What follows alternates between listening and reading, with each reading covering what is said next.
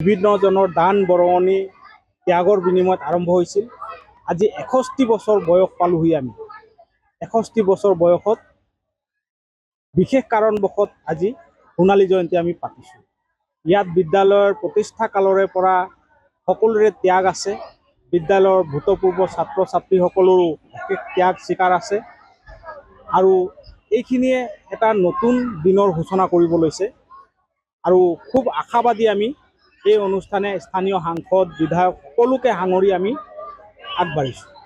আজি পুৱাৰ ভাগত কি কাৰ্যসূচী পুৱাৰ ভাগতে আমি সমূহীয়া চাফাই স্মৃতি তৰ্পণ যিসকল ছাত্ৰ ছাত্ৰী বা আমাৰ বিদ্যালয়ৰ শিক্ষক শিক্ষয়িত্ৰী বিদ্যালয়ৰ SMDCৰ বিষয়ববীয়া তেনে ব্যক্তিসকলক আমি স্মৃতি শ্ৰদ্ধা জ্ঞাপন কৰিছোঁ।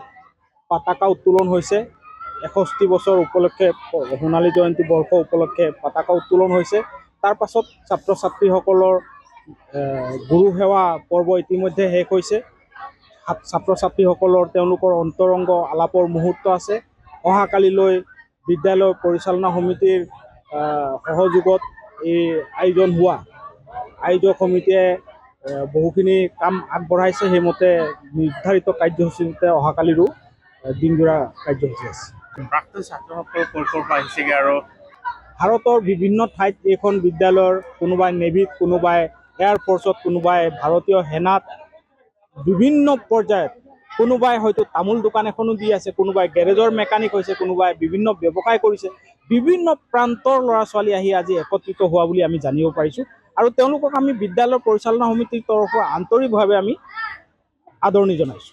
এই স্বৰ্ণ জয়ন্তী এটি আমাৰ বাবে এটি ঐতিহাসিক মুহূৰ্ত। এই স্বৰ্ণ জয়ন্তীৰ লগত সংগত ৰাখি বিভিন্ন কাৰ্যসূচী আমি হাতত লৈছোঁ। এই কাৰ্যসূচীৰ ভিতৰত আমাৰ দুদিনীয়াকৈ আমি যিটো কাৰ্যসূচী লৈছোঁ, আজি প্ৰথম দিন। আজি প্ৰথম দিনৰ কাৰ্যসূচীত আমাৰ ৰাতিপুৱাৰ পৰা বৃক্ষৰোপণ কাৰ্যসূচী হ'ল, স্মৃতি তৰ্পণ হৈছে আৰু আমাৰ প্ৰাক্তন ছাত্ৰ ছাত্ৰীসকলে আমাৰ এই বিদ্যালয়ৰ শিক্ষাগুৰুসকলক তেওঁলোকে শিক্ষাগুৰু এটা সেৱা পৰ্ব বুলি কাৰ্যসূচী লৈছে। ইতিমধ্যে এইটো সমাপন হৈ গৈছে। সুদীৰ্ঘ 50 আমি বহুত গৰ্বিত এইখন বিদ্যালয়ত সেৱা আগবঢ়াই। 50 বছৰ এটা সুদীৰ্ঘ সময়। এই সুদীৰ্ঘ সময়ত আমাৰ মাজৰ পৰা বহুজন আমাৰ মাজৰ পৰা চিৰ বিদায় লৈছে। আমি তেওঁলোককো আজিৰ এই